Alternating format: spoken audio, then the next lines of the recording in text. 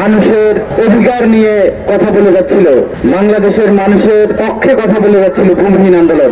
কিন্তু তারা শুধু কথাই বলে যাচ্ছিল। ইতিপূর্বে আমি ভূমিহীন আন্দোলনের বেশ কয়েকটা কার্যক্রমের সঙ্গে ছিলাম।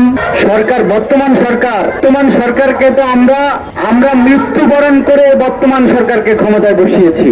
আমরা আমাদের মৃত্যুর মধ্যে দিয়ে এই সরকারকে ক্ষমতায় বসিয়েছি, তার মানে স্বরাষ্ট্রমন্ত্রী কৃষি মন্ত্রণালয় চালাবে, এটা হতে পারে না।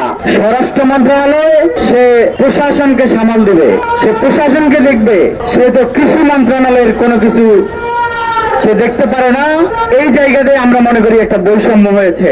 আমরা এই এন্ট্রিম সরকারকে আহ্বান জানাবো, দ্রুত সময়ের মধ্যে যারা কৃষি বিশেষজ্ঞ আছে, বাংলাদেশের কৃষকদের সাথে যাদের সম্পর্ক আছে, যারা কৃষকদের কথা বোঝে, কৃষকদের অধিকারগুলো সম্পর্কে যারা, তাদেরকে কৃষি মন্ত্রণালয়ের দায়িত্ব দিতে হবে।